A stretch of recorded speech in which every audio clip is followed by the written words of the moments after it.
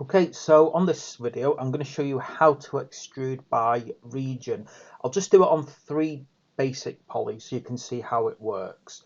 I'm going to start off with this sphere. I'm just going to go into top view so I can just select these top ones. And then I'm just going to press E, so that's the shortcut. And I'm just going to pull it upwards through the Z. Now, you'll then get your little extrude by region move, and you can see you can actually then alter its path slightly in different directions.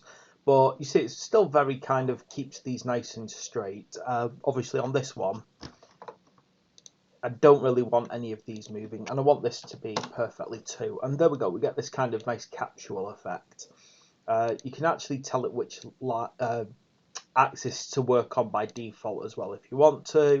You can get the whether or not it follows the cursor or anything like that. See, so obviously as you move things around and as you change these, you're going to get a very different approach. So you really do have to have a look into it.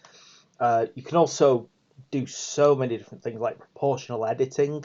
Now this is one of the things that people don't tend to know about extruding is if you click on the proportional editing, you can use these to actually change the approach. So you got your constants, you can see you get this weird kind of ice cream cone. You can do it sharp, so you get a kind of gentle curvature. So really play around with them and see what effect you get, because it does make a massive difference. And obviously if you want completely randomized, you can also do that too. So as I said, really do pay attention to the kind of things you can do. Right, onto the cube now. So I'm going to only pick the top face and then I'm going to extrude it outwards. Now you see what it does is it creates a new set of faces over here. I'm going to undo that so I can show you actually the options again. And again, you can play around with these. You can flip the normals, dissolve the edges if you want to. You can obviously twist it along the Y and Z if you want to. Again, expand it upwards. And again, play around with all your own orientation, whether it works locally or globally relative to the cube. And again, you got your proportional editing. But I tend to obviously, with a cube, it doesn't quite change things. Randomness is a bit more random, obviously.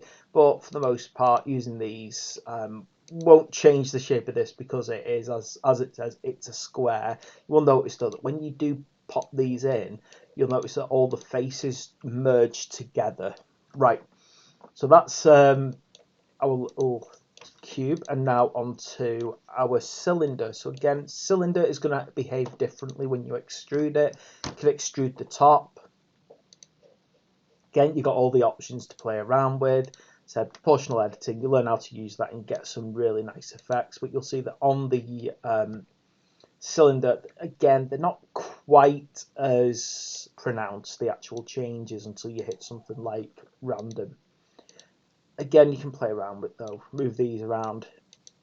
You know, it's really simple basically, and you'll see that proportional editing, the difference being that it turns everything into single faces, whichever one you choose. Okay then, that's it. That is how simple basic extruding is, and as I said, you can just play around with any of these faces that you want to do. If you want to keep extruding them out in different directions, you know, you can pop it all over here and you'll see you've just got more and more faces added to it. What I'm going to do is from here, I'm going to use these shapes for more different types of extruding in different videos.